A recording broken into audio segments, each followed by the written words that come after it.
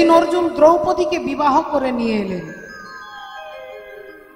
মাছের চোখটাকে লক্ষ্য ভেদ করে ধ্রুপদ রাজার কন্যা দ্রৌপদীকে অর্জুন বিবাহ করে নিয়ে এলেন বাড়িতে।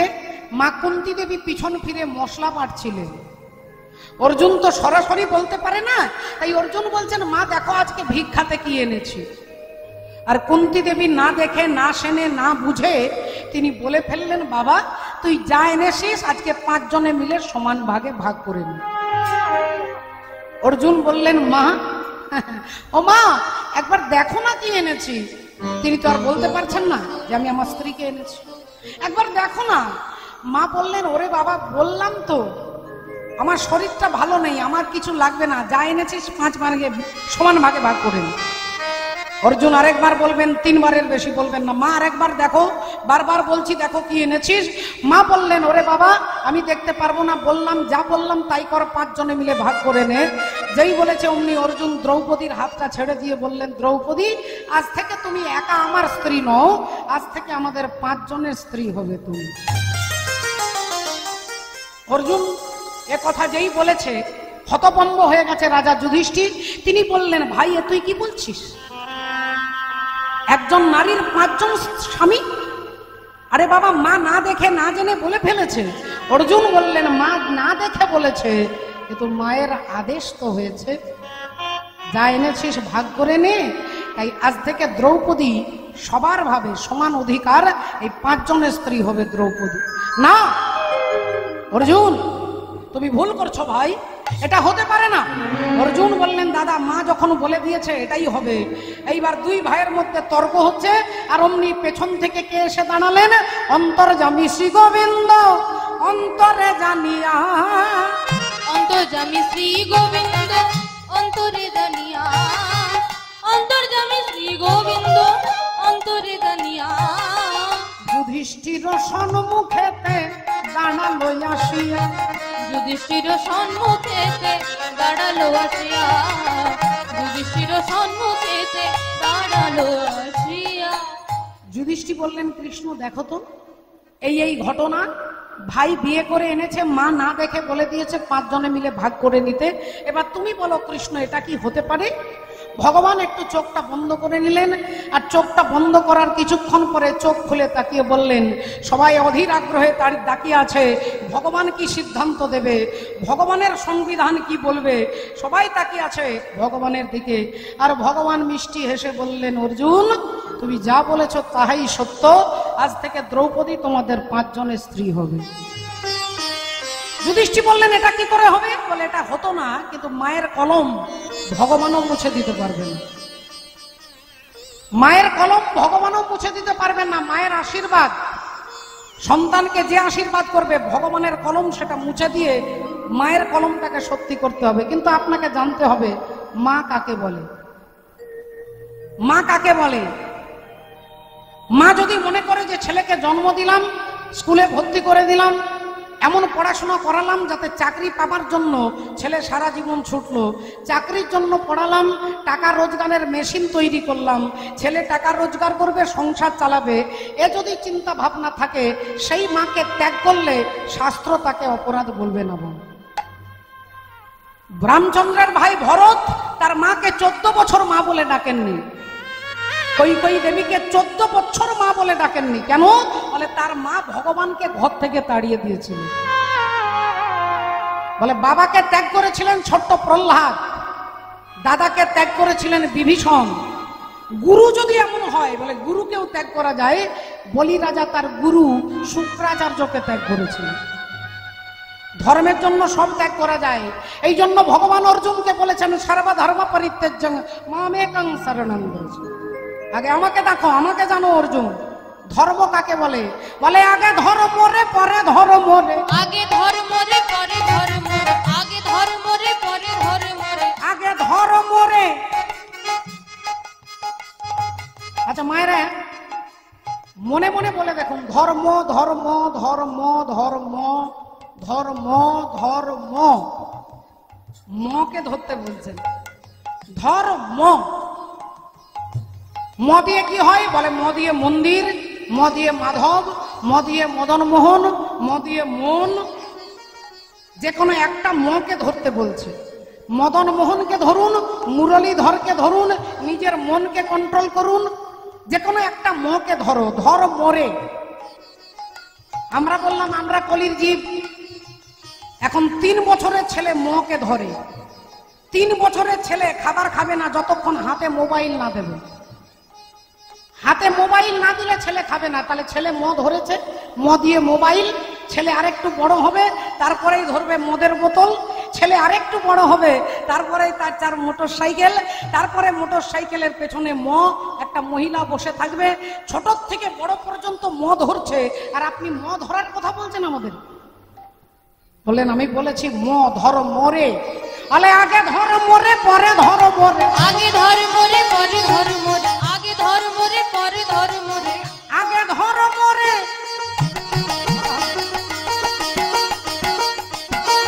পরে ধর মরে।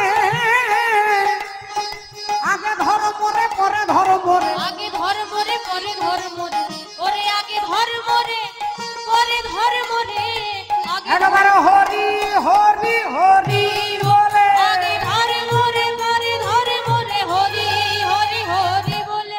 আগে ধর মরে পরে ধর মরে, আগে ধর মরে পরে ধর মরে। সর্বধর্ম পরিত্যাজ্য। তাই ভগবান বললেন, দাদা যুধিষ্ঠির, আজ থেকে দ্রৌপদী তোমাদের 5 জনের স্ত্রী হবে। এখন ভগবান বলে দিয়েছে, আর তো কোনো কথা বলা যাবে না। বলে তাহলে একজন স্ত্রী 5 জনের হবে, কিভাবে সিস্টেমটা চলবে? বলে 1 বছরের জন্য দ্রৌপদী 1 বছরের জন্য 1 জনের ঘরে থাকবে। যুধিষ্ঠির ঘরে 1 বছর, ভীমের ঘরে 1 বছর, অর্জুনের ঘরে 1, এভাবে বছরের পর বছর ঘুরতে থাকবে। আর একটা কথা, যখন দ্রৌপদী যার ঘরে থাকবে, ধরো হরিবল আছেন তিনি যুধিষ্ঠির ঘরে, সেই সময় সেই ঘরে কারো ঢোকা যাবে না। যদি ঢুকে পড়ে ভুল বশত, তাহলে তাকে 1 বছরের জন্য বনবাস করতে হবে। এতটাই কড়া নিয়ম, এতটাই কঠিন নিয়ম যে যদি ভুল করে, হয়তো দ্রৌপদী আর অর্জুন আছে, যদি কেউ সেই ঘরে ঢুকে যায়, তাকে 1 বছরের জন্য জঙ্গলে থাকতে হবে। এরকম কড়া নিয়ম করে দিয়েছে। এখন বাবা ঠাকুর, ভক্তিমতী মায়েরা, রাধে রাধে, একটু ভালো করে লক্ষ্য করে দেখুন মা, আপনাদের মনের মধ্যে সংশয় জাগবে যে একজন নারীর 5টা স্বামী, আর তিনি নাকি ভারতবর্ষের সতী নারী। অহল্যা, কুন্তী, তারা, দ্রৌপদী আর মন্দোদরী।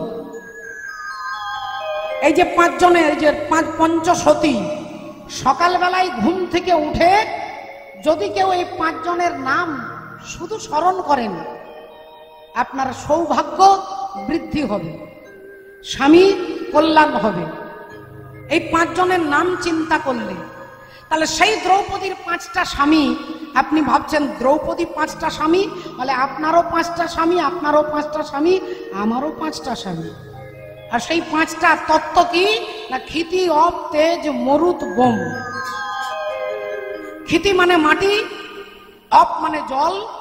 জল হচ্ছে ইন্দ্রের দেবতা, আর দেবরাজ ইন্দ্রের পুত্র হচ্ছে অর্জুন। পবনের পুত্র হচ্ছে ভীম, ধর্মরাজের পুত্র হচ্ছে যুধিষ্ঠির। তাহলে এই যে পঞ্চতত্ত্ব, এই পঞ্চতত্ত্বের দেহটা তো আমাদের সকলের স্বামী নয় বাবা, আমরা দেহের অধীন নই। তাহলে চিন্তা করে দেখুন, সেই পঞ্চতত্ত্ব আমাদের সকলের স্বামী। সেই অর্থে উল্টো পাল্টা ভেবে নেবেন না বাবা। হরি বল, হরে কৃষ্ণ। তাহলে একটু লক্ষ্য করে দেখুন আজকে শাস্ত্র কি কথা বলছেন। ও যে বিন্দু রূপে ছিলে তুমি পিতার মস্তকে।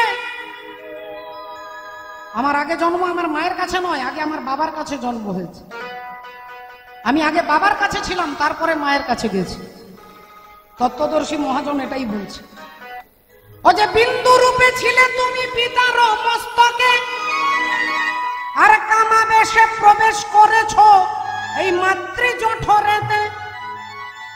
সেথায় রজে আর বীর্যে মিশে একটা শ্যাওলাকারে নিরাকারে আকার ধরেছ। আর সেই না দেশের কথা রে মন ভুলে গিয়েছ। এ দেহের হিসাব দেখ, হিসাব দেখ, এ দেহের হিসাব দেখ, দেখ রে মানব জমিনে। দেহের হিসাব দেখ, দেখ রে মানব জমিনে। দেহের হিসাব দেখ, দেখ রে মানব জমিনে। গড়েছে তিন কারিগর, গড়েছে তিন কারিগর, মিলে শহর টানা দিয়ে তিন গুণে। দেহের হিসাব দেখ, দেখ রে মানব জমিনে। দেহের হিসাব দেখ, দেখ রে মানব জমিনে। গড়েছে তিন কারিগর, এই দেহটা তিনটে ইঞ্জিনিয়ার তৈরি করেছে, তিন কারিগর।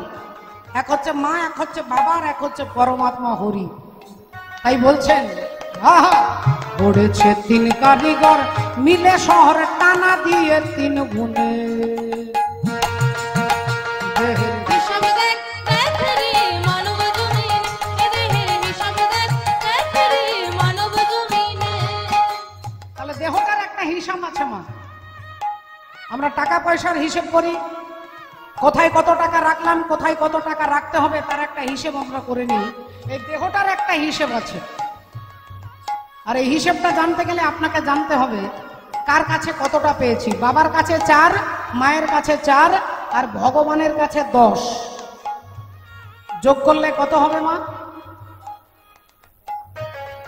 18, তাই তো?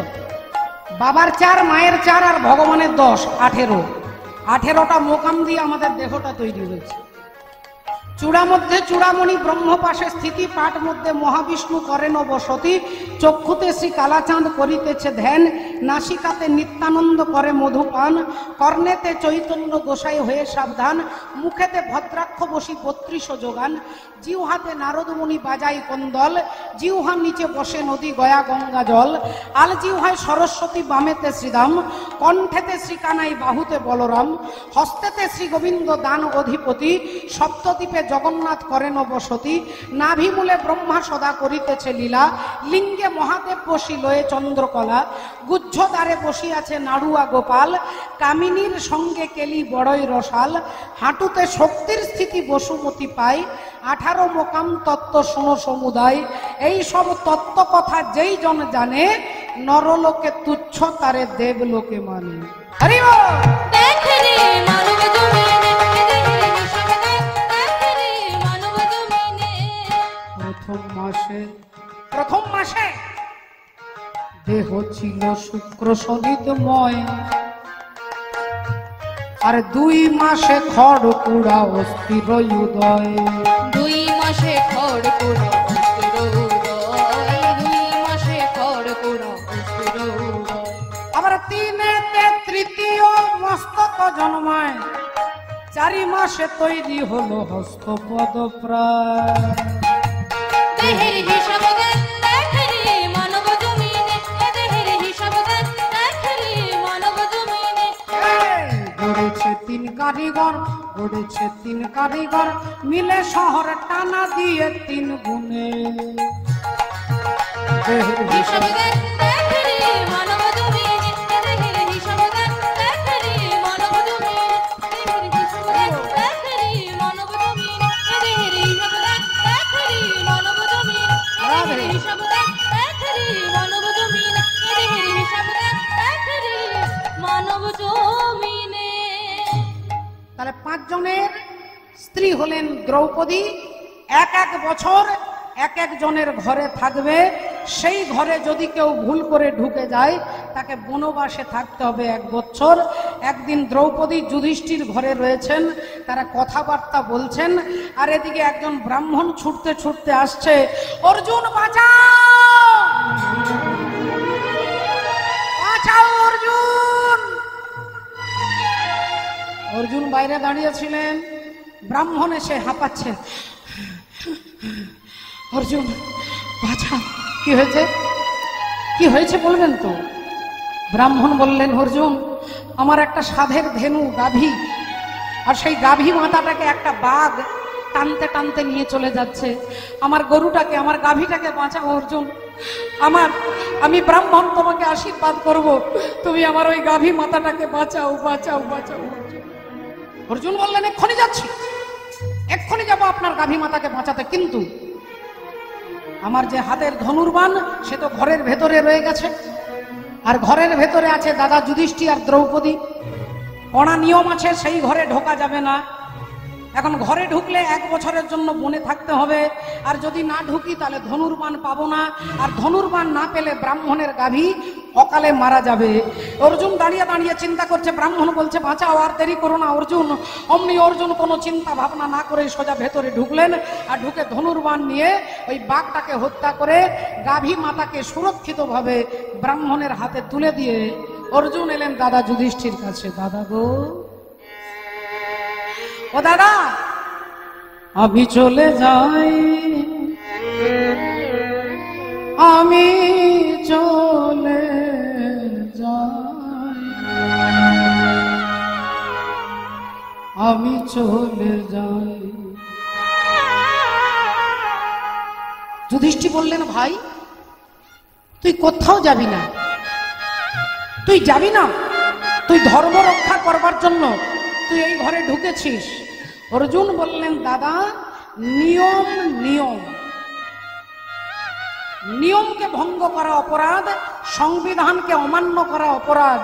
তাই যখন কৃষ্ণ নিয়ম করে দিয়েছে এই নিয়ম ভাঙবার অধিকার আমার নেই, আমি এই মুহূর্তে চলে যাচ্ছি জঙ্গলে। দাদা যুধিষ্ঠির বললেন ভাই তুই যাস না, ভাই তুই যাস না, তুই কোনো অন্যায় কোনো অপরাধ করিসনি, তুই গাভী মাতাকে রক্ষা করবার জন্য এই ঘরে ঢুকেছিলি। অর্জুন বললেন কিন্তু দাদা কৃষ্ণ তো নিয়ম করে দিয়ে গেছে, তাই তুমি দুঃখ করো না দাদা, আমি 1 বছর পরে আবার ফিরে আসবো, আমি আবার ফিরে আসবো। অর্জুন ওখান থেকে সোজা বেরিয়ে চলে গেল, জঙ্গলে জঙ্গলে ঘুরে বেড়ায়।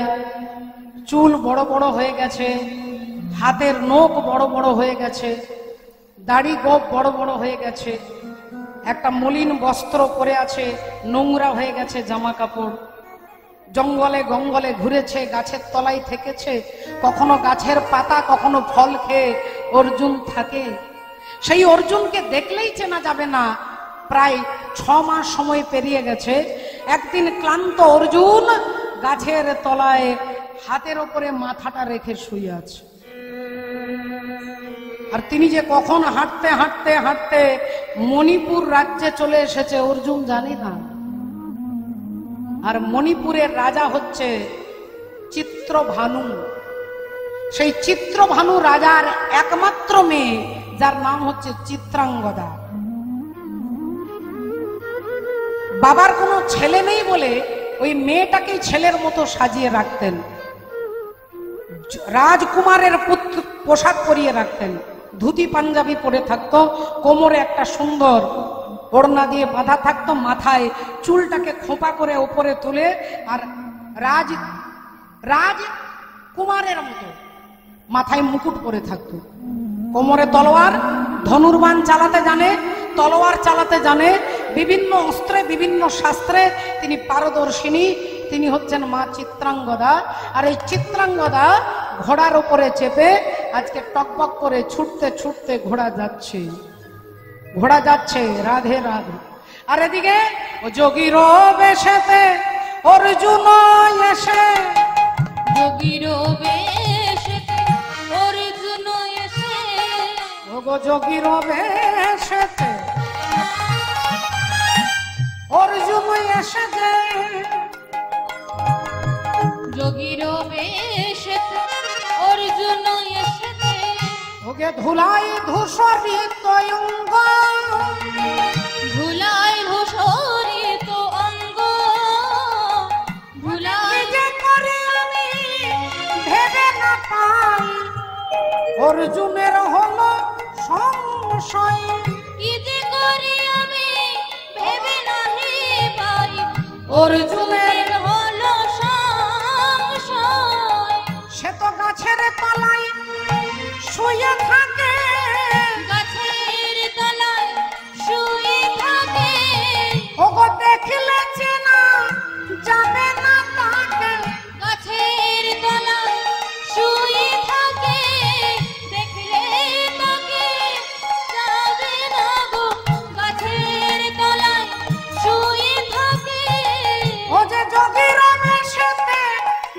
সেই দেশে অর্জুনের নাহি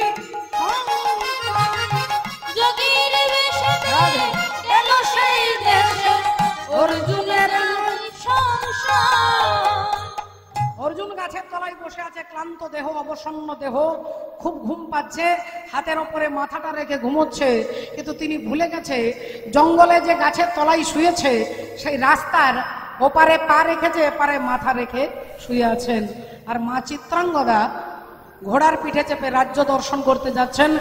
এমন সময় ঘোড়া ছুটতে ছুটতে ছুটতে একটা জায়গায় এসে দাঁড়িয়ে গেছে। চিত্রাঙ্গদা বললেন, এই তুই দাঁড়ালি কেন? তাকিয়ে দেখছেন সামনে একজন শুয়ে আছে। চিত্রাঙ্গদা কোমরে হাত দিয়ে দাঁড়ালেন, কে তুমি? এই যে চোখ খোলো, চোখ খোলো। অর্জুন ঘুমোচ্ছে। এখন ঘুমোনো মানুষকে জাগাতে আপনাকে বেশি পরিশ্রম করতে হবে না। যিনি জেগে জেগে ঘুমোয় তাকে 10 বার ডাকতে হয়, কিন্তু যে সত্যির ঘুমোচ্ছে তাকে 2 বার ডাকলেই তিনি উঠে যাবেন। অর্জুন তাকিয়েছে। চিত্রাঙ্গদা বললেন, এখান থেকে সরে, রাস্তার ওপাশে গিয়ে শো, ওপাশে, এটা রাস্তা, এদিক দিয়ে আমি যাব। অর্জুন বললেন, যদি যেতে হয় আমাকে পাশ কেটে সাইডে রেখে আপনি চলে যান। বললেন, কি তোর এত বড় সাহস? তুই জানিস আমি চিত্রভানু রাজার, এদেশের রাজার রাজকুমার আমি। অর্জুন বললেন, আপনি কে হন আমার জানার দরকার নেই। চিত্রাঙ্গদা বললেন, তোমার নাম কি? অর্জুন বললেন, আমার নাম ও আচ্ছা আচ্ছা আচ্ছা, আমার চেহারাটাই তো পাল্টে গেছে, মুখে বড় বড় দাড়ি গোপ হয়ে গেছে, নোংরা জামা কাপড়, আমাকে চিনতে পারছেন না। বলে রাধে রাধে। বলেন, আমি কে হয় তোমার জানার দরকার নেই, তোমাকে যদি যেতে হয় আমার পাশ দিয়ে যেতে হবে। চিত্রাঙ্গদা বলছেন, দেখো ভালো হবে না, আমি বলছি তুমি সরে যাও। অর্জুন বললেন, নইলে? বলে, যদি সরে না যাও তোমাকে টেনে হিজড়ে এখান থেকে সরিয়ে দেবো। অর্জুন বললেন, আচ্ছা আমাকে টেনে তুমি সরিয়ে দেবো? তোমার এত ক্ষমতা? আমি হাতটা দিচ্ছি, তুমি আমাকে টেনে সরিয়ে দাও। আর চিত্রাঙ্গদা অর্জুনের হাতটা ধরে যেই টেনে সরাতে যাবে, অর্জুন চিত্রভানু রাজার পুত্র মনে করে তাকে জোর করে একটা টান দিয়েছে, আর অমনি চিত্রাঙ্গদা অর্জুনের পায়ে গিয়ে পড়ে গেছে। আর যেই পায়ে পড়ে গেছে, সোনার মুকুটটা মাথা থেকে খুলে গেছে।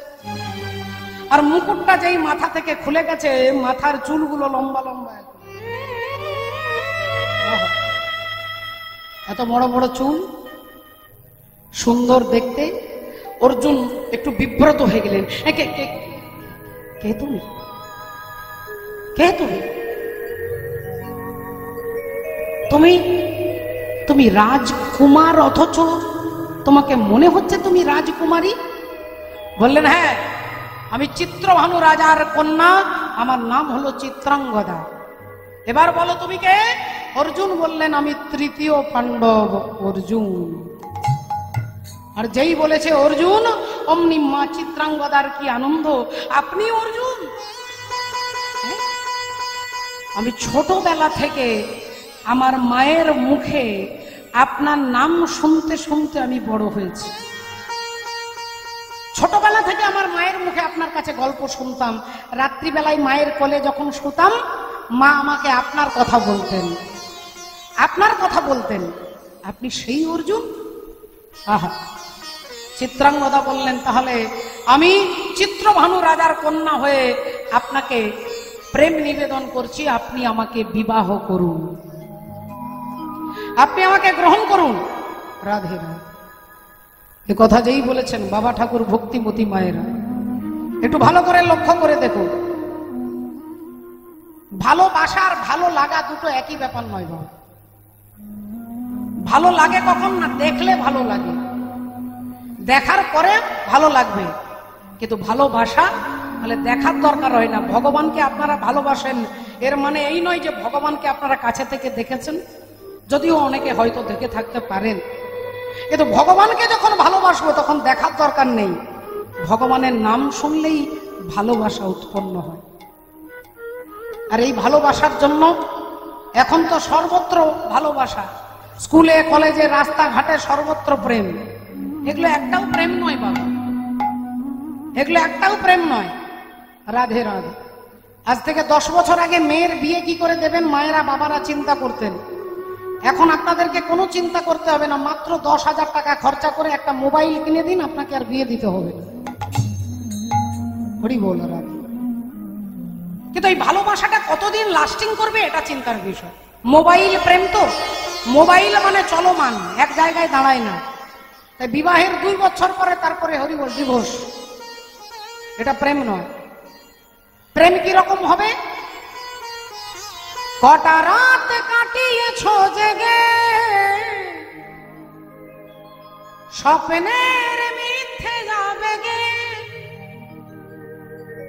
কি এমন দুঃখকে সয়েছ যে তুমি এত সহজেই হাসবে। পথের কাঁটায় পায়ে রক্ত না ঝরালে কি করে এখানে তুমি আসবে। কফটা চোখের জল ফেলেছ যে তুমি ভালোবাসো। পথের কাঁটায় পায়ে রক্ত না ঝরালে কি করে এখানে তুমি আসবে। কফটা চোখের জল ফেলেছ যে তুমি ভালোবাসো। রাধা। চিত্রাঙ্গদা বললেন আপনি আমাকে গ্রহণ করুন। অর্জুন দেখলেন আমাকে 1 বছর জঙ্গলে থাকতে হবে, এর মধ্যে 6 মাস পেরিয়ে গেছে, তাহলে ইনি যখন আমাকে আশ্রয় করতে চাইছে, অর্জুন বিবাহ করলেন চিত্রাঙ্গদাকে।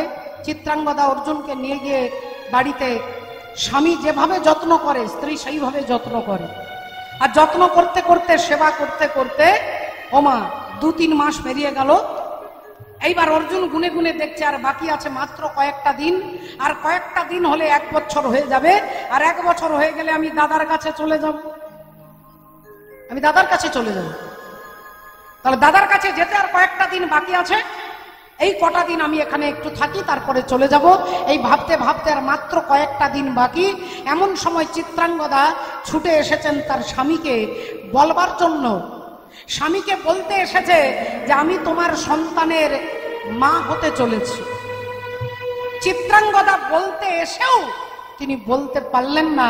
তার আগে অর্জুন তার হাতটা ধরে বলে উঠলেন, চিত্রাঙ্গদা তুমি আমাকে ভালোবাসো? বললেন, স্বামী, একজন পতিব্রতা নারী যেভাবে স্বামীকে ভালোবাসে আমি আপনাকে সেইভাবে ভালোবাসি। আমার জন্য তুমি কি করতে পারো? চিত্রাঙ্গদা বললেন, তোমার জন্য আমি আমার জীবনকে বিসর্জন দিতে পারি, তোমার জন্য আমি সব করতে পারি। অর্জুন বললেন, তাহলে তোমার হাতটা দাও। আর হাতটা ধরে তার মাথায় রেখে সিঁথির সিঁদুরে হাতটা দিয়ে বলছেন, ওই সিঁদুরে হাত দিয়ে বলো আমি যা বলবো তুমি আজকে তাই করবে। চিত্রাঙ্গদা জানে না মা, তিনি অনেক আশা নিয়ে, অনেক আনন্দ নিয়ে স্বামীকে বলতে এসেছেন যে স্বামী আমি তোমার সন্তানের মা হতে চলেছি। এই আনন্দের খবরটা চাপা রেখেছে, বলছে আর একটু পরে বলবো, আর একটু পরে বলবো। আর অর্জুন তার স্ত্রী হাতটা নিয়ে তার মাথায় দিয়েছে, সিঁদুরে হাত দিয়ে বলো আমি যা বলবো তাই করবে। বলো স্বামী, আজ তুমি যা বলবে আমি তাই করব। বলো কি করতে হবে? অর্জুন বললেন, তুমি যে আমার স্ত্রী এ কথা কাউকে তুমি বলতে পারবে না। না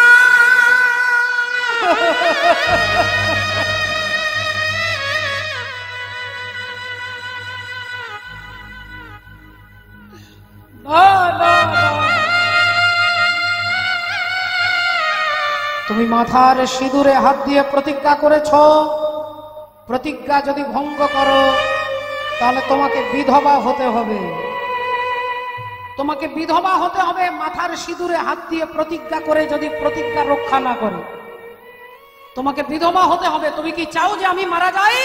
না স্বামী, আমি চাই না স্বামী, আমি চাই না। তাহলে আজ থেকে প্রতিজ্ঞা করো আমি যে তোমার স্বামী, কথা তুমি কাউকে বলবে না। সব কিছু নিয়ে গেলে যা দিয়েছিলে, আনন্দ হাসি গান সব তুমি নিলে। যাবার বেলায় শুধু নিজের অজান্তে স্মৃতিটাই গেলে তুমি ফেলে, তুমি চলে গেলে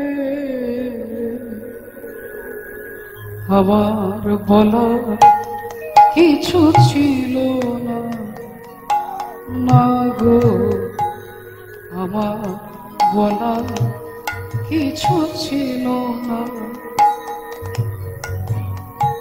চেয়ে চেয়ে দেখলাম তুমি চলে গেলে, তুমি চলে গেলে,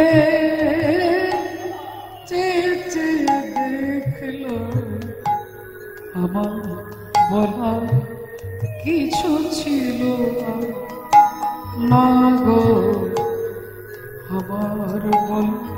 চিত্রাঙ্গদা, আমি আগামীকাল চলে যাব, দুহাতে তোমার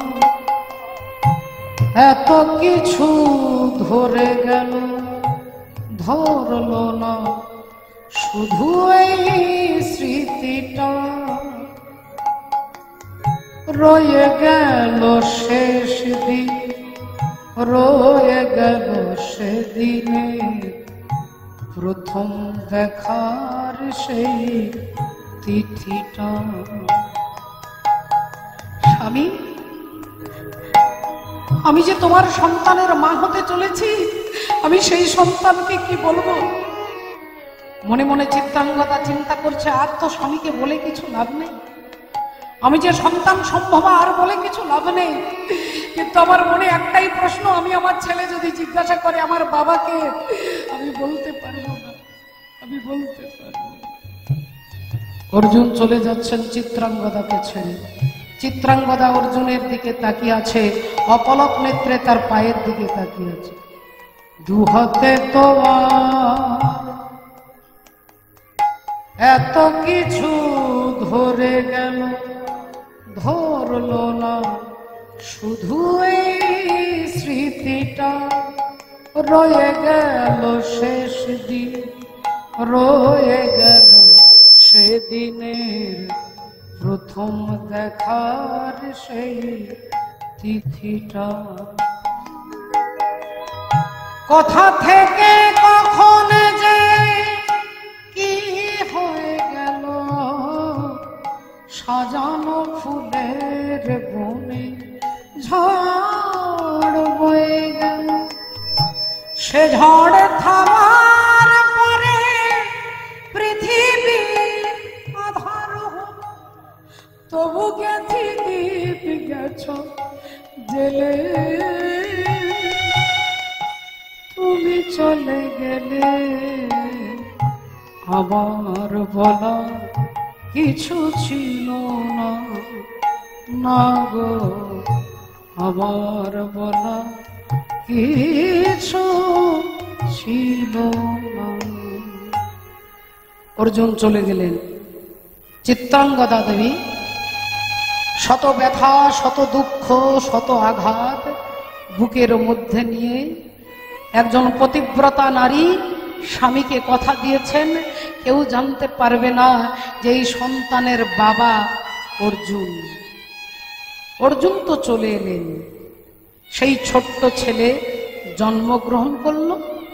ছোটবেলায় বন্ধুদের সঙ্গে খেলা করতে যায়, বন্ধুদের কারোর বাবা তাকে কোলে করে নিয়ে যায়, কারোর মা কোলে করে নিয়ে যায়। আর বন্ধুদের বাবাদের দেখলেই অমনি ছেলে বব্রু বাহন ছুটে এসে মাকে বলে, মা ও মা, অমলেরও দুটো হাত, আমারও দুটো হাত, তার দুটো চোখ, আমারও দুটো চোখ, তার একটা নাক আছে, আমারও একটা নাক আছে, তাহলে তার যা আছে আমার তাই আছে, তাহলে তার বাবা আছে, আমার বাবা কেন নেই? মা ও মা বলো না আমার বাবা কোথায়, ও মা বলো না বাবা কোথায়? মা চিত্রাঙ্গদা দেবী হাতে একটা লাড্ডু দিয়ে, একটা নাড়ু, একটা বাতাসা ছেলেকে দিলেই ছেলে ভুলে যায়। বাবার কথা আর জিজ্ঞাসা করে না। কিন্তু ছেলে তো আর সারা জীবন ছোট থাকবে না, একটু একটু করে বড় হয়, তখন আর লাড্ডু দিলে কাজ হয় না। বলো মা বাবা কোথায়? আর মা প্রতিবার রেগে, একদিন রেগে গিয়ে বলছে, বারবার প্রতিদিন আমাকে জিজ্ঞাসা করি, তোর বাবা কোথায়, বাবা কোথায়, বাবা কোথায়? তোর বাবা কোথায় আছে আমি জানি না, তোর বাবা কোথায় আছে আমি জানি না। তোর বাবার কথা যদি জানতে হয় আমাকে জিজ্ঞাসা করবি না, চলে যা মন্দিরে গিরিধারী গোপালকে, ওই গিরিধারী গোপালের কাছে গিয়ে জিজ্ঞাসা কর তোর বাবা কোথায়। কোনোদিন আমাকে জিজ্ঞাসা করবি না, সব জানে তিনি জানে, যা। ছেলে ভাবছে তাহলে মা হয়তো জানে না, কিন্তু মন্দিরে যিনি গিরিধারী গোপাল বসে আছে তিনি নিশ্চয়ই জানেন, তিনি নিশ্চয়ই জানেন।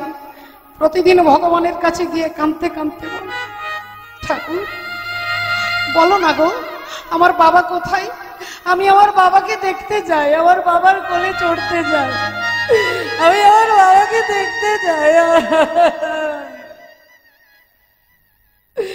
আমি আমার বাবাকে দেখতে চাই। কি আমার বাবা? আমাকে বলে দাও। আমার মা বলেছে তুমি জানো, আমার মা বলেছে তুমি জানো। ভগবান কোনো সাড়া দেয় না। ভক্তিমতী মায়ের সেই বব্রবাহন, তার সারা জীবনের একটাই ইচ্ছে যে মায়ের মুখ থেকে শুনবে কে আমার বাবা। এই সমাজ আমাকে কথা বলে, সমাজ আমাকে লাঞ্ছনা গঞ্জনা দেয়, কিন্তু মায়ের মা কথা দিয়েছেন কোনোদিন বলবে না। আর একদিন সেই বব্রবাহন মণিপুর রাজ্যের রাজা হয়েছে। এদিকে যুধিষ্ঠির মহারাজ তার অশ্বমেধ যজ্ঞের ঘোড়া ছেড়ে দিয়েছে, আর ঘোড়া ছুটতে ছুটতে ছুটতে ওই মণিপুর রাজ্যের ওপর দিয়ে ঘোড়া যাচ্ছে। আর যেই ঘোড়াটাকে দেখেছে বব্রবাহন, অমনি ঘোড়াটাকে ধরেছে।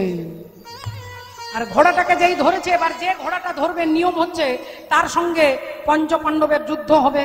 এখন বব্রবাহন জানে না যজ্ঞের ঘোড়াটা ধরে ফেলেছে, আর ঘোড়াটা ধরেই ঘোড়ার কপালে একটা রূপোর পাতে লেখা আছে যে যিনি সতীর পুত্র হবে তিনি এই ঘোড়াটাকে ধরবে, আর যিনি অসতীর পুত্র হবে তিনি ঘোড়াটাকে ধরেও ভয়ে ছেড়ে দেবে।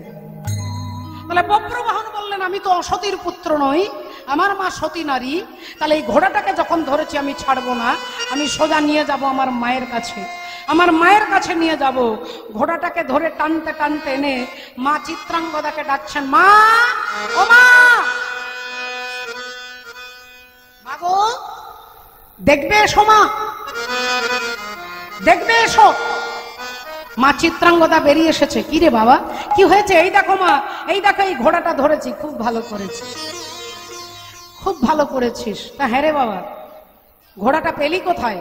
বললেন মা, অশ্বমেধ যজ্ঞের ঘোড়া, যজ্ঞের ঘোড়াটা এই রাজ্যের উপর দিয়ে যাচ্ছিল, আমি ধরে ফেলেছি। বললো আচ্ছা, তা ধরেছিস, বেশ করেছিস। যজ্ঞটা কে করছে বলতো?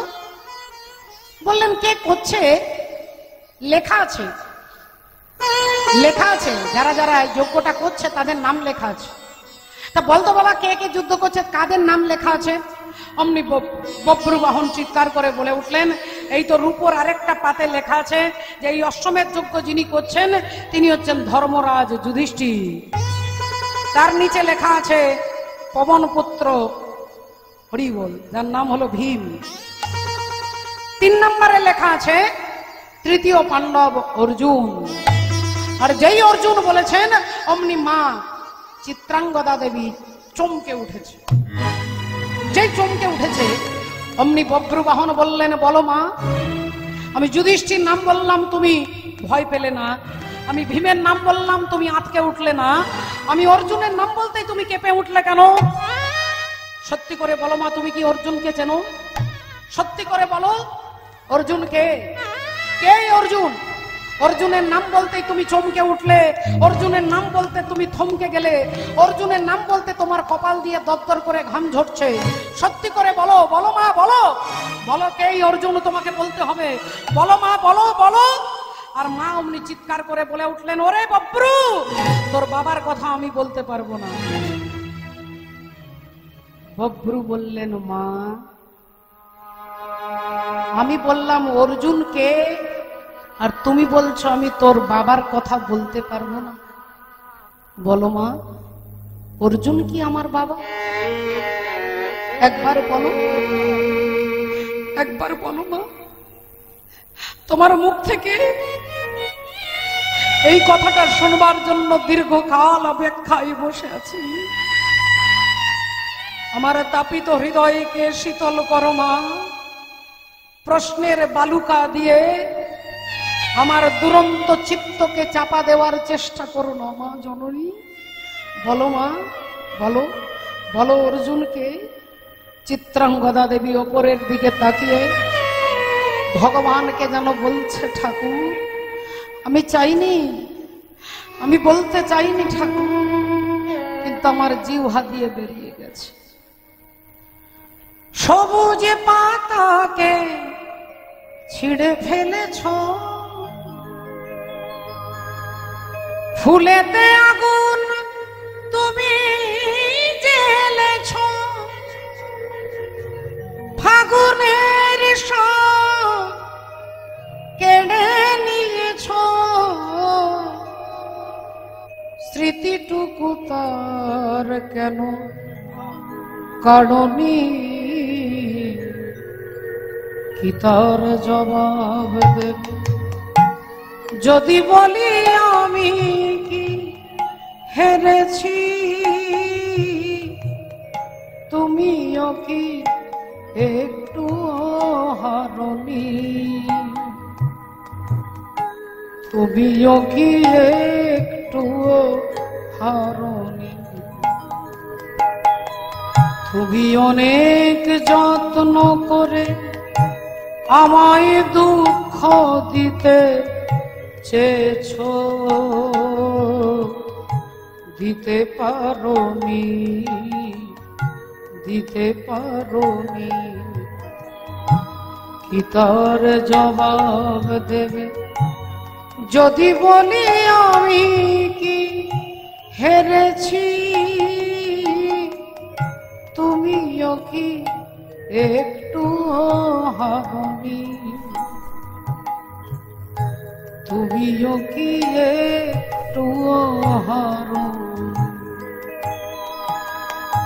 ভক্তমণ্ডলী, ভক্তিমতী মায়েরা বভ্রু বাহনের চোখ দিয়ে দরদর করে জল পড়ছে।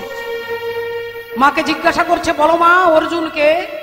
আর ভগবান সব সইতে পারে, শুধু অহংকার আর ভক্তের চোখের জল সইতে পারেন না। ভক্ত কাঁদলে ভগবান সইতে পারেন না, আর যদি কেউ অহংকার করে ভগবান সইতে পারেন না। একটু ভালো করে লক্ষ্য করে দেখুন, আজকে কুরুক্ষেত্রে যুদ্ধ হয়ে গেছে, পঞ্চপাণ্ডব জিতে গেছে। পঞ্চপাণ্ডব জিতে গেছে, এখন ভীম আর অর্জুন দুজনে আলোচনা করতে করতে আসে। ভীম বলছে আমার জন্য জিতেছে, অর্জুন বলছে আমার জন্য জিতেছে। ভীম বলছে না না আমার জন্য জিতেছে, অর্জুন বললেন না না আমার জন্য জিতেছে। এই দুজনে আলোচনা করতে করতে যাচ্ছে, হঠাৎ শুনতে পেলেন কে যেন খিলখিল করে হাসছেন। ভীম রেগে গিয়ে বলল, ভাই অর্জুন দেখ তো কে হাসছে। আর অমনি অর্জুন চারিদিকে তাকিয়ে গিয়ে দেখছে কেউ নেই, ওপরের দিকে তাকিয়ে দেখছে একটা কাটা মাথা খিলখিল করে হাসছে। আর কাটা মুন্ডটাকে যেই দেখেছে অমনি ভীম বললেন, তবে রে বেটা তুই আমাদের কথা শুনে হাসছিস? ওরে রাক্ষস, এক্ষুনি দেখাচ্ছি তোর মজা। গদাটাকে তুলে আর গদাটাকে ঘুরিয়ে তাকে মারবার জন্য উদ্যত হয়েছে। গদাটা ঘুরিয়ে যাই মারতে যাবে, অমনি পরমাত্মা হরি এসে ভীমের হাতটা ধরেছে। ও ভীম দাদা, আরে কাকে মারবে গো, কাকে মারবে? ভগবানের কথা শুনে ভীম বলে উঠলো, বুঝতে পারছো না ওই যে রাক্ষসের মাথাটা যে আমাদের কথা শুনে হাসছে, আমি তাকে মারবো, তুমি আমার হাতটা ছাড়ো। ভগবান বললেন, দাদা গো তুমি ওকে মারবে পরে, আগে তুমি ওর সঙ্গে তোমার সম্পর্কটা একটু জেনে নাও। ও হচ্ছে তোমার নাতি, যে তোমার বংশে দেবে বাতি। ভীম বললেন, তুমি আমার সঙ্গে ইয়ার কি করছো, রসিকতা করছো? ভগবান বললেন, না না ও তোমার নাতি হয়, সত্যি করে বলছি। তুমি একবার ভেবে দেখো ভীম, তুমি এইটুকু জানো যে তোমার ছেলে ঘটোৎকচ, কিন্তু ঘটোৎকচের যে ছেলে আছে, আর ওই ঘটোৎকচের ছেলে যার নাম হচ্ছে বর্বরিক, আর ওই বর্বরিককে মারবার জন্য তুমি গদাটা তুলেছো, সে কিন্তু তোমার নাতি, তোমার সঙ্গে যার ব্লাডের, যার রক্তের রিলেশন আছে। এ কথা যেই বলেছে ভীমের হাত থেকে গদাটা মাটিতে পড়েছে। ভীম তখন জিজ্ঞাসা করছে, কৃষ্ণ তাহলে আমার নাতির হাত নেই, পা নেই, ধর নেই, শুধু মুন্ডটা কেন? আমার নাতির এই দুর্গতি কে করেছে? ভগবান নিজের বুকে হাত দিয়ে বলছেন, আমি। আমি। আর এই ইতিহাস জানতে গেলে যেতে হবে যেদিন কুরুক্ষেত্রে যুদ্ধ শুরু হবে। সেই কুরুক্ষেত্রের যুদ্ধের শুরু বর্বরিক একটা ভাঙা রথে বসে ভগবানের নাম গাইতে গাইতে আসছে। একটা ভাঙা রথে বসে নাম করতে করতে যাচ্ছে, তেরে মর্জি কা मैं हूं गुलाम। মায়েরা একটু তালে তালে তালি দিতে হবে না, তালে তালে তালি, রাধে রাধে। আর কখনো দেখা হবে কিনা ভগবান জানেন, আমি বলতে পারবো না, আমরা কেউই বলতে পারবো। তবে আজকে এই বছরের মতো অন্তত আর কিছুক্ষণ পরে আমরা বিদায় নিয়ে নেব। আমি আপনাদের চরণ ধরে অনুরোধ করব শুধু একটু তালে তালে তালি দিতে, আপনাদেরও আনন্দ লাগবে, আপনাদের দেখে আমাদেরও আনন্দ লাগবে। तेरे मर्जी का तेरे मर्जी का मैं हूँ गुलाम। अरे ओ मेरे अलबेले, तेरे मर्जी का मैं हूँ गुलाम, ओ मेरे अलबेले राम। तेरे मर्जी का मैं हूँ गुलाम, ओ मेरे अलबेले राम।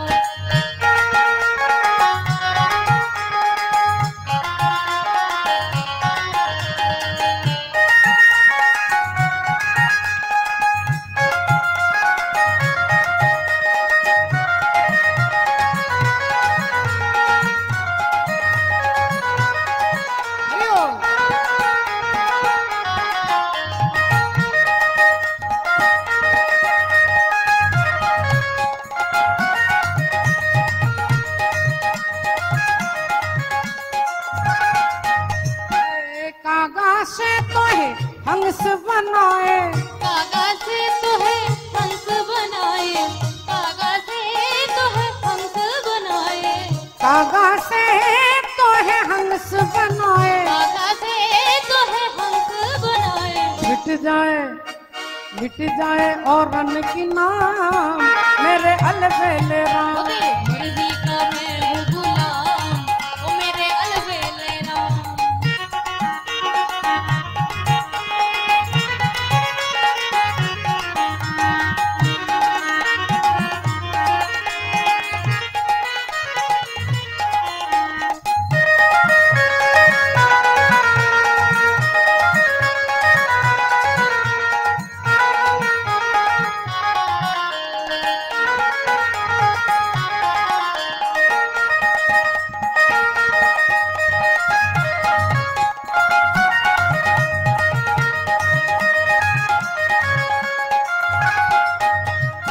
सुतवित नारी तीना साए, सुतवित नारी तू ना साए, सुतवित नारी तीना साए, सुतवित नारी तू ना साए। त्याग सके तो इन्हें त्याग मेरे अलबेले राम। तेरे मर्जी का मैं हूँ गुलाम, ओ तेरे मर्जी का मैं हूँ गुलाम, ओ मेरे अलबेले राम।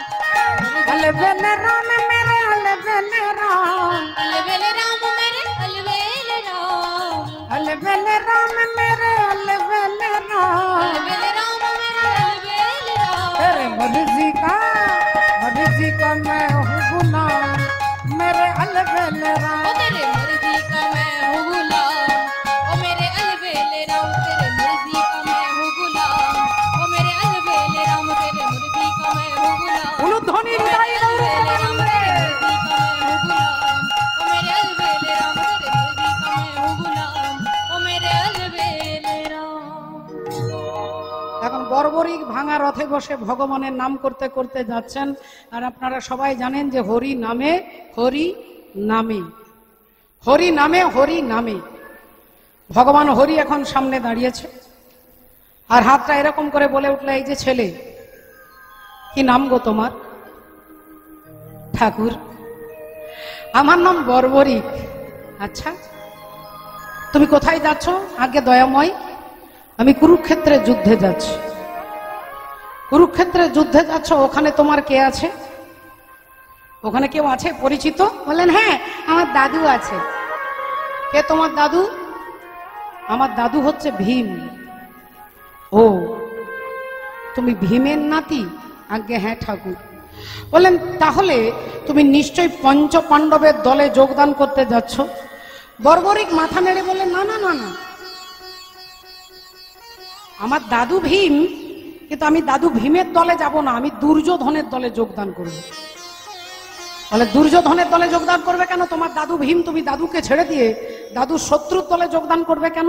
বললেন আমি শত্রু মিত্র কিছু বুঝি না, আমি শুধু বুঝি আমার মা যেদিন মারা যায়, মারা যাওয়ার আগে আমার মা বলেছিলেন, বাবা বর্বরিক, যদি কোনোদিন কোনো যুদ্ধে অংশগ্রহণ করিস তাহলে যে পক্ষটা দুর্বল পক্ষ, দুর্বল পক্ষে যোগদান করিস। তাই আমি দুর্বল পক্ষ, দুর্যোধনের পক্ষে যোগদান করতে যাচ্ছি।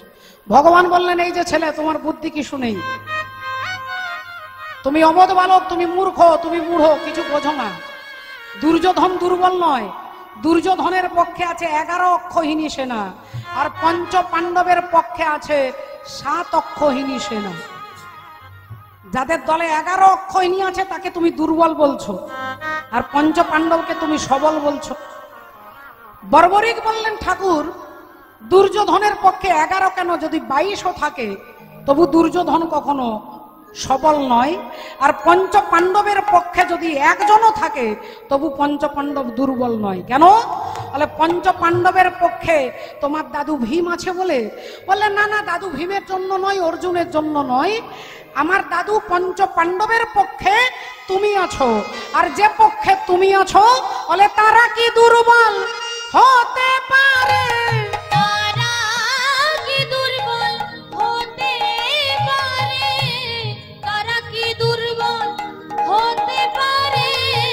যে পক্ষে গোবিন্দ বিরাজ করে, তারা কি দুর্বল হতে পারে? যে পক্ষে গোবিন্দ বিরাজ করে, হরি হরি হরি বলে যে পক্ষে গোবিন্দ বিরাজ করে, হরি হরি হরি বলে যে পক্ষে গোবিন্দ বিরাজ করে, তারা কি দুর্বল হতে পারে? যে পক্ষে তুমি থাকো তারা কখনো দুর্বল হতে পারে না, তারা দেখতে মনে হবে দুর্বল কিন্তু দুর্বল নয়। এ কথা যেই বলেছে ভগবান বললেন, আচ্ছা তাহলে বর্বরিক, আগে যুদ্ধে যেতে গেলে তোমাকে পরীক্ষা দিতে হবে, আর পরীক্ষা দিতে গেলে ওই যে তেঁতুল গাছটা দেখছো, ওই তেঁতুল গাছে অসংখ্য কোটি কোটি পাতা আছে, একটা বান মেরে গাছের সমস্ত পাতাগুলোকে ছিঁড়ে দিতে হবে, পারবে? বর্বরিক বললেন, চেষ্টা করে দেখব।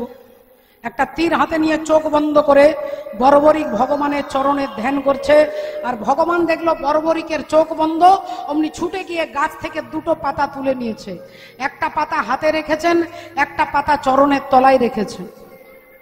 এখন বর্বরিক ওই তেঁতুল গাছটাকে লক্ষ্য করে বানটা ছুঁড়ে দিয়েছে, আর যেই বানটা ছুঁড়ে দিয়েছে অমনি গাছে যত পাতা ছিল সব ছিদ্র হয়ে গেছে, সব ছিদ্র হয়ে গেছে। ভগবান বলছে, হরি বল। বর্বরিক বলছে, ঠাকুর এই দেখো, তুমি যা বলেছো আমি তাই করেছি, সব পাতা ছিদ্র করে দিয়েছি। ভগবান বললেন, সব পাতা ছিদ্র করতে পেরেছো, 2টো পাতা ছিদ্র করতে পারোনি। বর্বরিক বলছে, দেখাও সেই 2টো পাতা কোথায়? অমনি ভগবান হাতটা খুলে দেখাচ্ছে, এই দেখো। দেখছে হাতের পাতাটা ছেঁড়া, ভগবান চরণটা সরিয়েছে, দেখছে চরণের তলার পাতাটাও ছেঁড়া। ভগবান মনে মনে চিন্তা করছে, আমি যাকে হাতে রেখেছি তাকে যদি এ বিনাশ করে দেয়, আমি যাকে পায়ের তলায় রেখেছি তাকে যদি এ বিনাশ করে দেয়, তাহলে এ যদি দুর্যোধনের দলে যায়, এর হাত থেকে তো আমি পঞ্চ পাণ্ডবকে বাঁচাতে পারবো না, এর হাত থেকে তো আমি পঞ্চ পাণ্ডবকে বাঁচাতে পারবো না। আর তখনই ভগবান বললেন, বর্বরিক, আগে আমার সঙ্গে তোমাকে যুদ্ধ করতে হবে। বর্বরিকের কি আনন্দ! বর্বরিক মনে মনে চিন্তা করছে, আমি দুর্যোধনের দলে এই জন্য যেতে চেয়েছি যাতে আমি কোনো ভক্তের হাতে মরতে পারি, ওই ভক্ত ভীমের হাতে, নইলে ভক্ত অর্জুনের হাতে, কোনো না কোনো ভক্তের হাতে মরতে পারতাম, কিন্তু আমার এমন ভাগ্য যে আজ আমি ভগবানের হাতে মরতে পারবো, আমি ভগবানের হাতে মরতে পারবো। বর্বরিক কিছু বললেন না, ধনুর্বাণটা নিয়ে বলে উঠলেন, ঠিক আছে, তোমার সঙ্গেই যুদ্ধ করব। আর অমনি ভগবান সুদর্শন চক্রটাকে বললেন, যাও, ওর দেহ থেকে মুন্ডটাকে আলাদা করে দাও।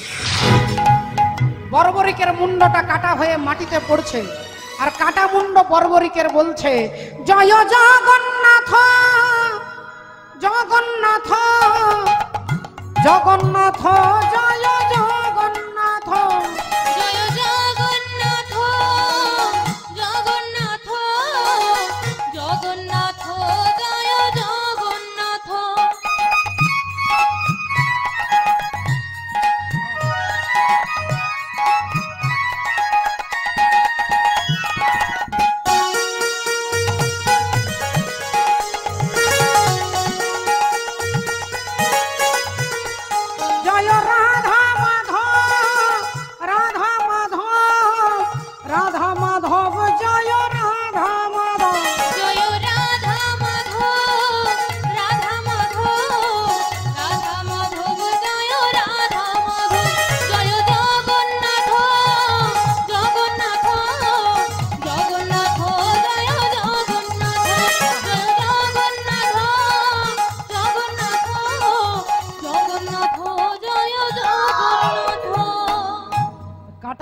থেকে যেই ভগবানের নাম বলছেন, ভগবান ছুটে গিয়ে বর্বরিকের কাটা মুন্ডটা তুলেছে, আর তুলে নিয়ে বলছে, বর্বরী আমাকে ক্ষমা করো, বর্বরী আমাকে ক্ষমা করো, আমি তোমার মতো ভক্তের প্রাণ হরণ করেছি, আমাকে ক্ষমা করো, আমি তোমার মতো ভক্তের প্রাণ হরণ করেছি শুধুমাত্র পরিত্রাণায় সাধুনাম বিনাশায় চ দুষ্কৃতম, তুমি আমাকে ক্ষমা করো বর্বরী। বলো বর্বরী, কি তুমি কি চাও? আজকে তুমি যা চাইবে তোমাকে তাই দেবো, বলো তুমি কি চাও? আর অমনি বর্বরিকের কাটা মুন্ড বলে উঠলো, প্রভু আমি কিছু চাই না, আমি শুধু কুরুক্ষেত্রের যুদ্ধটা দেখতে চাই, আমি কুরুক্ষেত্রের যুদ্ধটা দেখতে চাই, আর কিছু চাই না। তবে আমি যুদ্ধটা দেখব, কিন্তু আমাকে যেন না কেউ দেখতে পায়, আমি যুদ্ধ দেখব, আমাকে যেন না কেউ দেখতে পায়। ভগবান বললেন, তথাস্তু, কুরুক্ষেত্রের যুদ্ধ তুমি দেখবে, কিন্তু তোমাকে কেউ দেখতে পাবে না। এ সমস্ত ঘটনা ভগবান ভীম আর অর্জুনকে খুলে বললেন। এতক্ষণ পরে ভীম বুঝতে পারলো যে আমার নাতির মুন্ড থেকে দেহটাকে আলাদা কে করেছে। এইবার ওই বর্বরিককে ভীম জিজ্ঞাসা করছে যে তুমি যখন জানো আমি তোমার দাদু, তাহলে আমাদের কথা শুনে তুমি হাসলে কেন? বর্বরিক বলছে, দাদু ওই যে তুমি বলছো আমি না থাকলে হতো না, এ বলছে আমি না থাকলে হতো না, ও বলছে আমি না থাকলে হতো না, কিন্তু যুদ্ধটা তো আমি দেখেছি। তুমি যাকে ভাবছো যে আমি ওকে মেরেছি, তাকে মারবার অনেক আগে তিনি তাকে মেরে রেখেছেন, তুমি নিমিত্ত মাত্র। তিনি মেরে রেখেছেন, তুমি নিমিত্ত মাত্র। এই মন্দির তুমি করনি, এই মন্দির করেছেন তিনি, তুমি নিমিত্ত মাত্র। তুমি যদি মনে করো যে ঘর আমি করেছি, ওই ঘরই আপনাকে দুঃখ দেবে বাবা। তুমি যদি ভাবো আমার ছেলে, তাহলে আপনার ছেলে আপনাকে ঘর থেকে বৃদ্ধাশ্রমে দিয়ে আসবে। আপনি যদি বলেন আমার গাড়ি আমার বাড়ি, ওরাই আপনাকে যন্ত্রণা দেবে। আর যদি ভাবেন যে সব তিনি দয়া করে দিয়েছে, তাহলে আপনাকে দুঃখ জগতে কেউ দিতে পারবে না, আপনাকে দুঃখ জগতে কেউ দিতে পারবে না। যদি মনে করেন আমার নয়, তোমার, আমি তোমার চরণে সঁপে দিলাম আমার দুটি নয়ন তারা, তোমার চরণে সঁপে দিলাম আমার দুটি নয়ন ভরা। আমি তোমার চরণে সঁপে দিলাম আমার দুটি নয়ন তারা, তোমার চরণে সঁপে দিলাম আমার দুটি নয়ন তারা। ওগো আমার দুটি নয়ন তারা, আমার দুটি নয়ন তারা,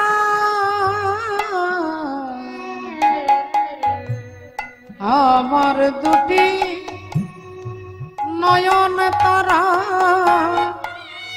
আমার দুটি নয়ন তারা,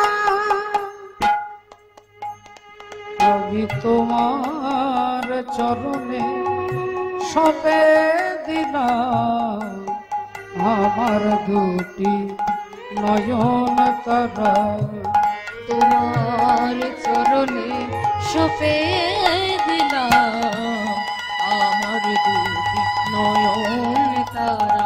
আমি তোমার চরণে সঁপে দিলাম আমার দুটি নয়ন তারা।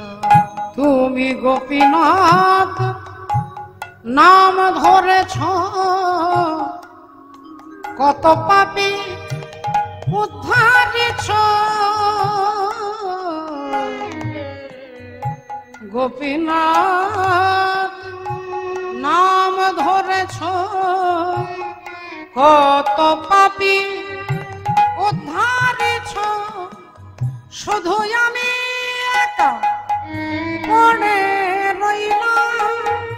আমি একা পড়ে রইলাম। আমায় দয়া করো চিতচোরা, আমার দুটি নয়ন তারা, আমি তোমার চরণে সঁপে দিলাম।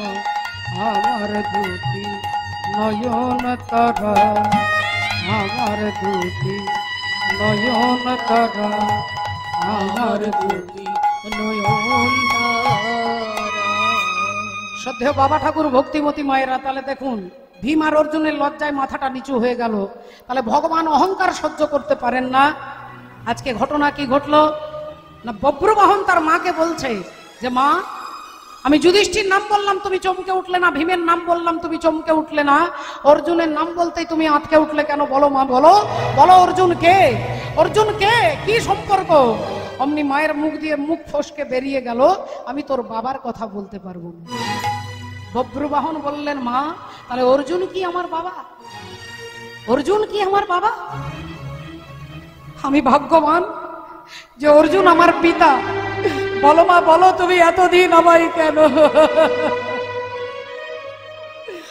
এতদিন আমায় কেন বলনি? আমি যাব, আমি যাব।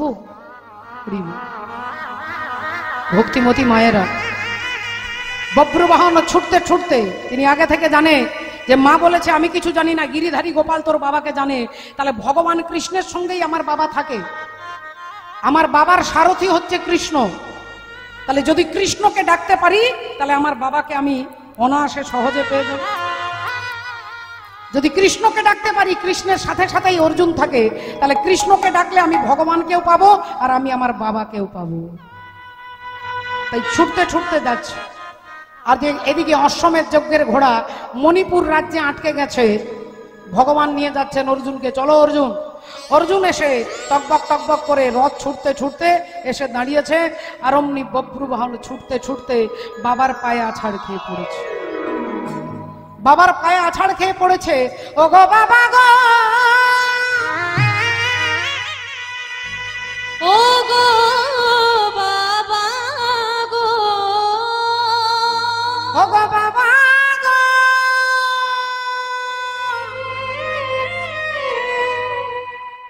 তুমি আমার বাবা।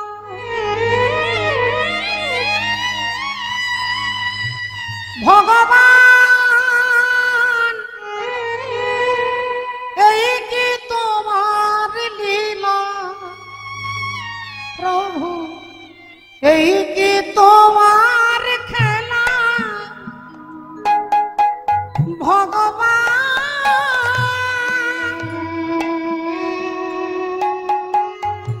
এই কি তোমার লীলা, প্রভু এই কি তোমার খেলা। ভগবান,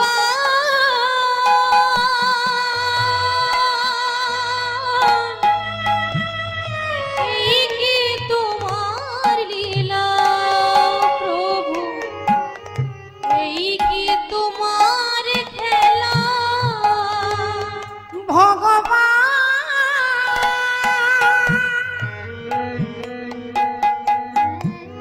এই কি তোমার লীলা, প্রভু এই কি তোমার খেলা। ভগবান,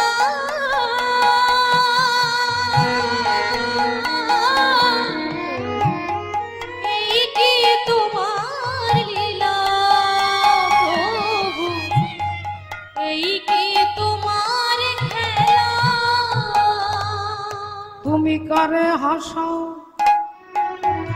আর কারে কাঁদাও, কারে হাসাও কারে কাঁদাও, তুমি কারে হাসাও কারে কাঁদাও, কারে হাসাও আবার কারে করয়ধ গামী এই কি তোমার লীলা দয়াল এই কি তোমার খেলা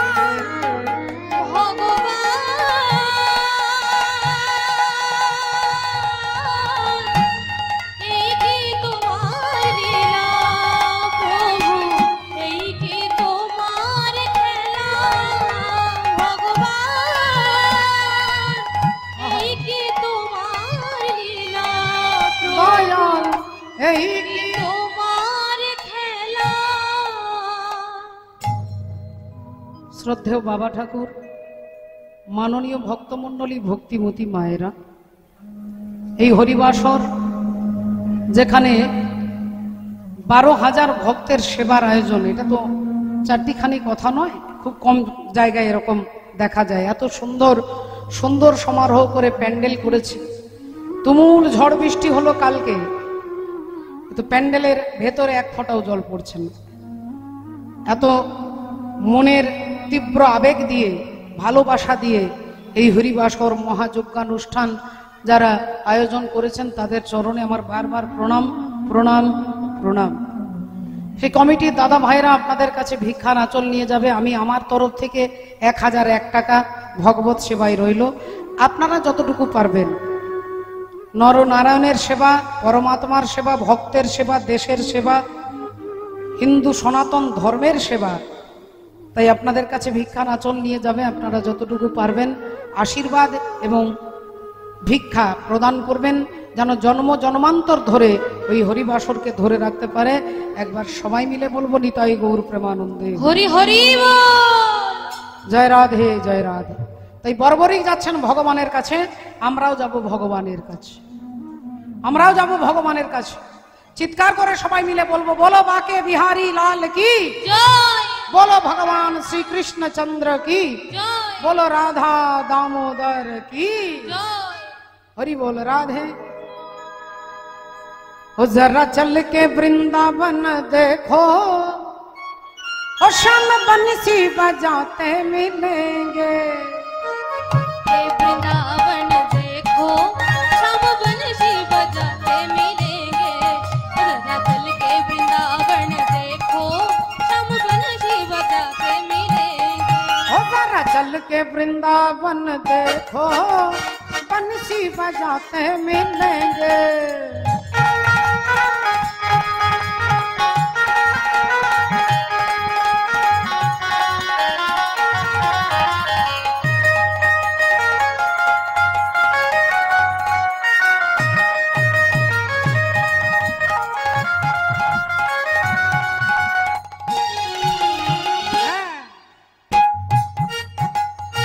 কি বলছেন?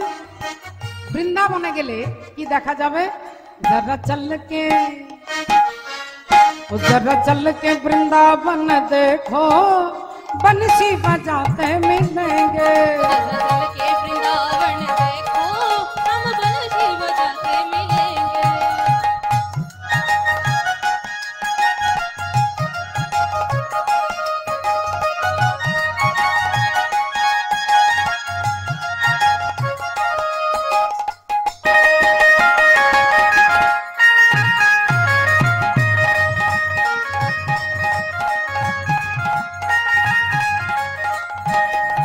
झूला झूल रही होगी राधा प्यारी, हम झूला झूलाते मिलेंगे।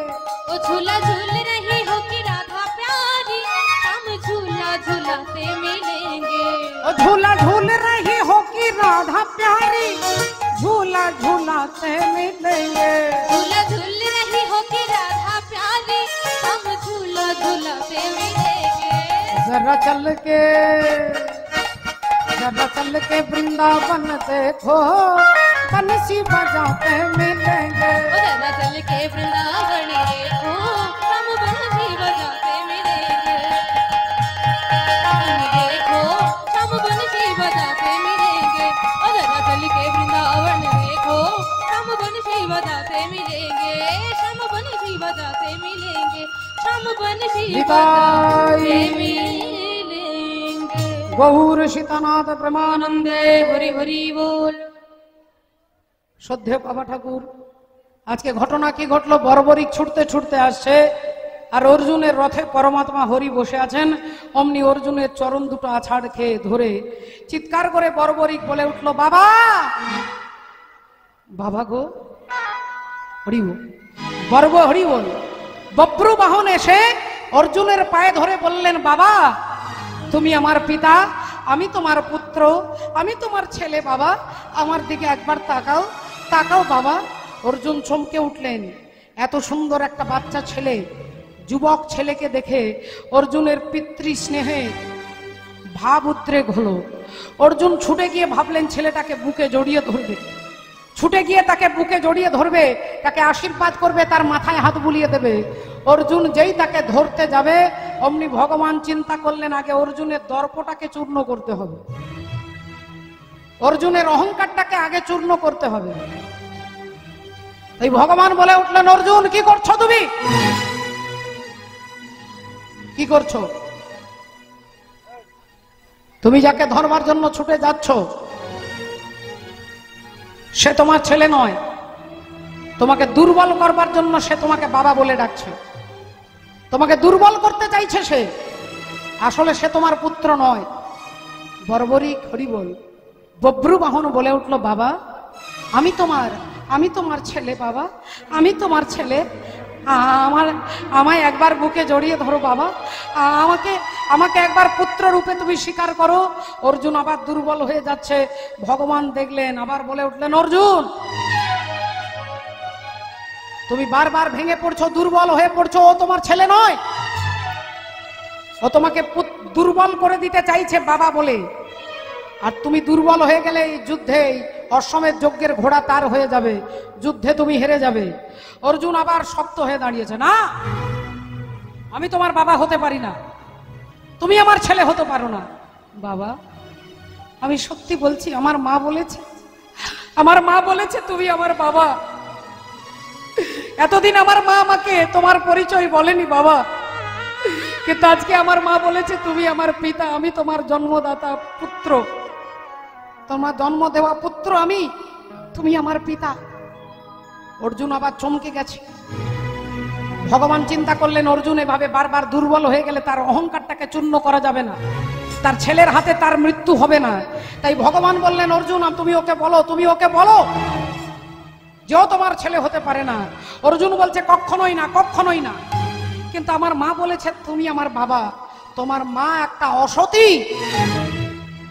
তোমার মা একজন অসতী নারী, একজন অপবিত্রা নারী। আর যেই বলেছে অমনি বব্রু বাহন চিৎকার করে বলে উঠল, অর্জুন, এতক্ষণ তুমি আমাকে লাথি মেরেছ, আমি তোমার পায়ে ধরেছি, তুমি আমাকে তাড়িয়ে দিয়েছ, তোমার ভালোবাসা থেকে আমি বঞ্চিত হয়েছি, বিন্দু মাত্র তোমার উপরে আমার দুঃখ নেই।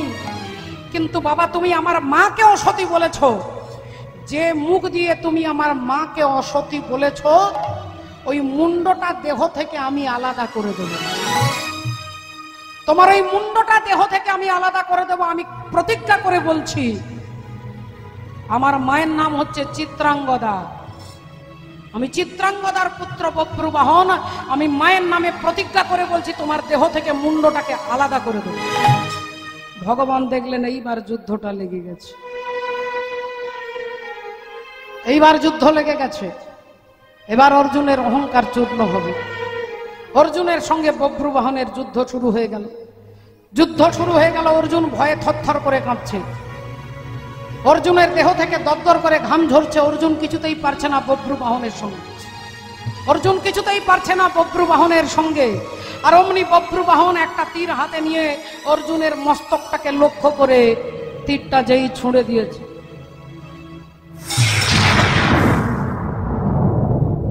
অমনি অর্জুনের মুন্ডটা কাটা হয়ে পড়ে গেল। অর্জুনের অহংকার চূর্ণ হয়ে গেল। ছেলের হাতে বাবার মৃত্যু হয়ে গেল, গঙ্গা দেবীর অভিশাপ। আমার সামনে যেমন তুমি আমার ছেলে ভীষ্মকে মেরেছ, একদিন তোমার ছেলের হাতেই তোমাকে মরতে হবে। এই মা গঙ্গা দেবার অভিশাপ। রাধে রাধে। বব্রুবাহন অর্জুনকে কিছুতেই মারতে পারছিলেন না। অমনি ও বব্রুবাহনের পেছনে এসে দাঁড়ালেন কে?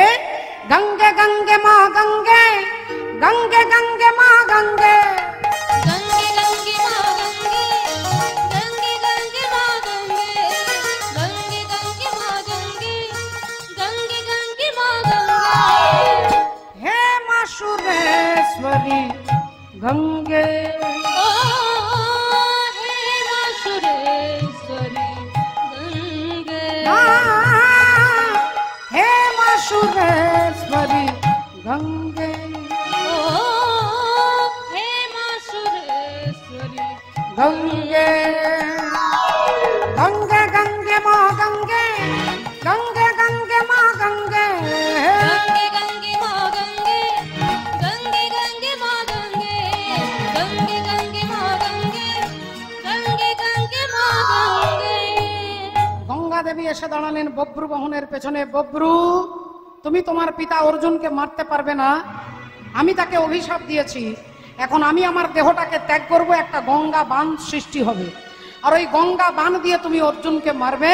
এই বলে গঙ্গা দেবী একটা বান রূপ ধারণ করলেন, আর সেই বানটা ধনুকে সংযোজন করে যেই বব্রুবাহন ছেড়ে দিলেন, অর্জুনের মুন্ডটা কাটা হয়ে পড়ে গেল। আর অর্জুনের মুন্ড যেই পড়ে গেল, অমনি চিত্রাঙ্গদা ছুটতে ছুটতে আসছে, চিৎকার করতে করতে আসছে, ওরে বব্রু, ওরে বব্রু, এ তুই কি করলি বাবা, এ তুই কি করলি? আমি তোকে 10 মাস 10 দিন গর্ভে ধারণ করেছি, আমি তোকে না খাইয়ে খাইয়েছি, আমি তোকে রাতের ঘুম কামাই করে তোর ঘুমানোর কষ্ট হতে দিইনি, আর তুই নিজের হাতে আমার সিঁথির সিঁদুরটাকে মুছে দিলি।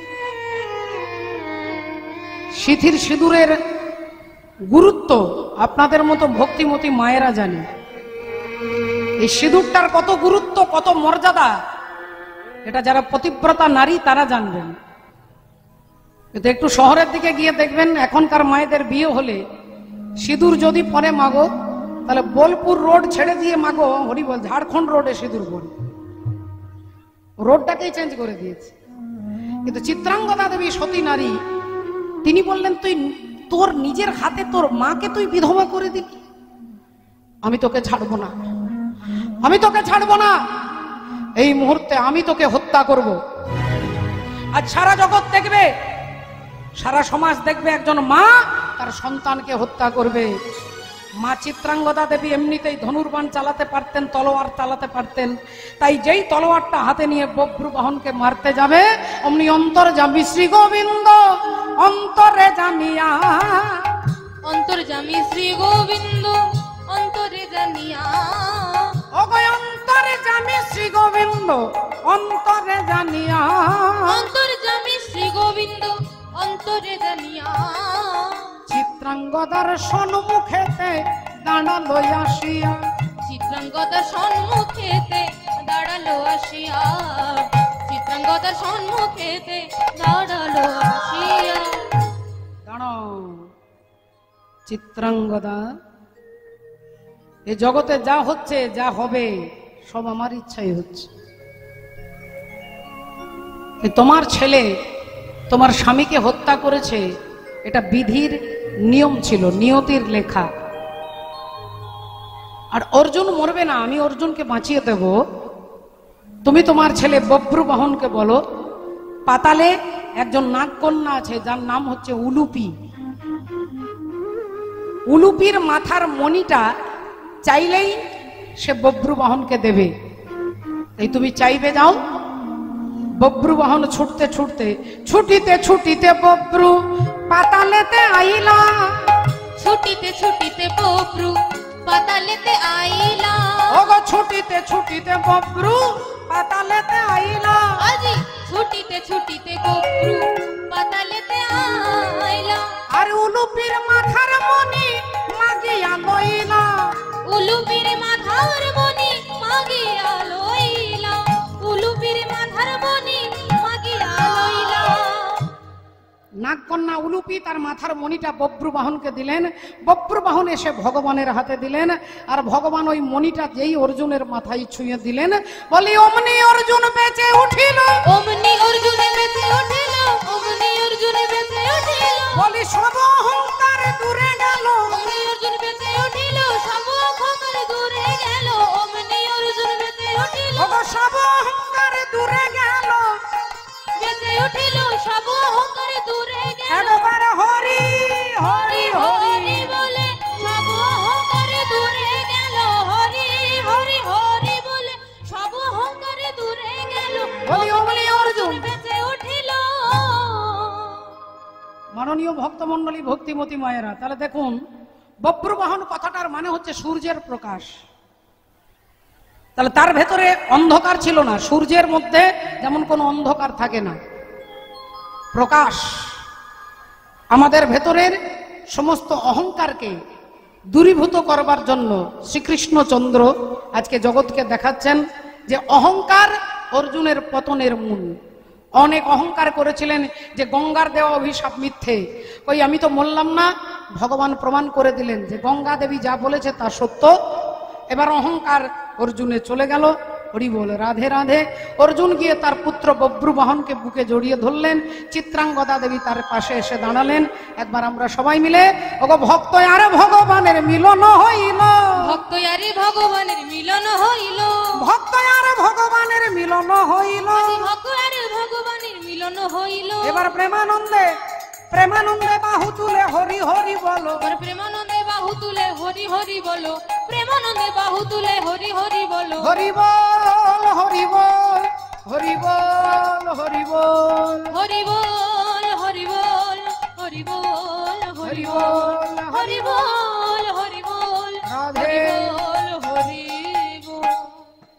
চলুন আসুন আজকে ভক্ত ভগবানের মিলনে আমরা দেখলাম। একবার হাত তুলে সবাই মিলে বলবো হরে কৃষ্ণ হরে কৃষ্ণ হরে কৃষ্ণ হরে কৃষ্ণ কৃষ্ণ কৃষ্ণ কৃষ্ণ কৃষ্ণ হরে হরে হরে হরে হরে রাম হরে রাম হরে রাম হরে রাম রাম রাম রাম রাম হরে হরে জয় রাধে।